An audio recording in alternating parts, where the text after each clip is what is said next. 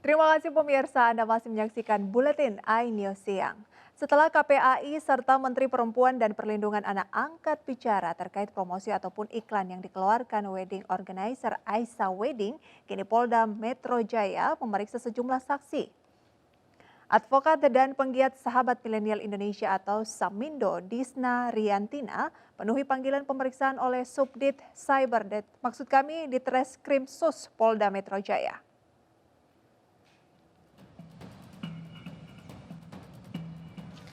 Advokat dan penggiat Sahabat Milenial Indonesia atau Samindo Disna Riantina memenuhi panggilan pemeriksaan oleh Subdit Cyber di Treskrim Sus Polda Metro Jaya.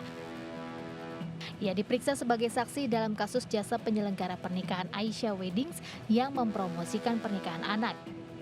Disna membawa sejumlah alat bukti, mulai dari print-out percakapan serta unggahan lanjutan oleh pihak Aisyah Weddings setelah adanya pelaporan kepada aparat kepolisian.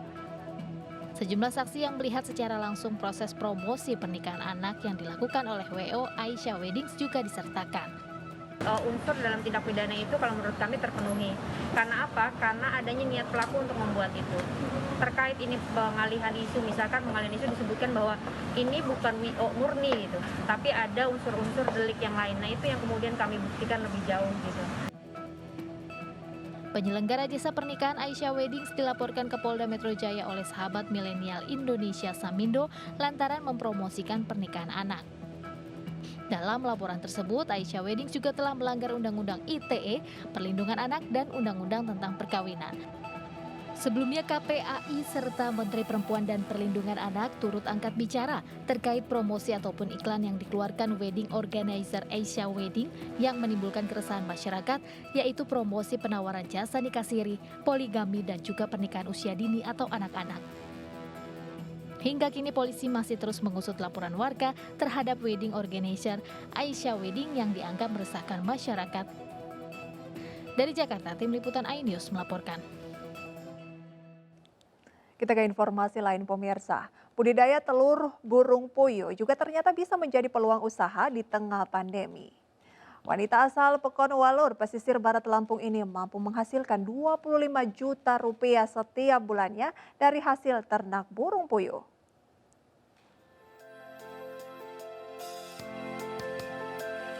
Di tengah pandemi corona membuat orang dituntut kreatif dalam menentukan peluang.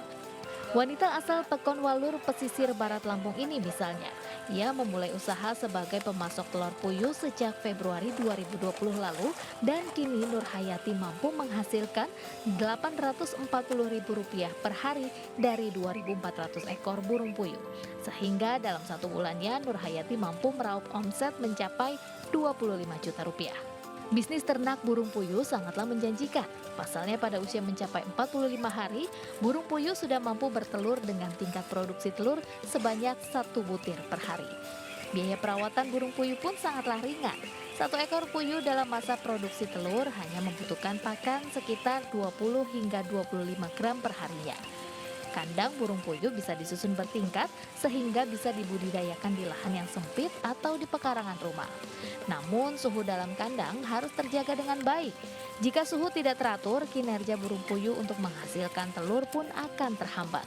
Kadang kalau cuaca nggak bagus ya, kalau dia terlalu panas dia pengaruh dengan suhu. Kalau dia terlalu dingin ya pengaruh juga, tingkat stres dari burungnya meningkat. Permintaan itu semakin banyak kita mulai kewalahan untuk memenuhi.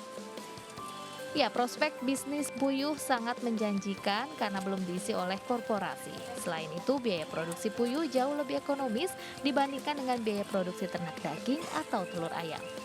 Dari pesisir barat Lampung, Enrico Ngantung, iNews melaporkan.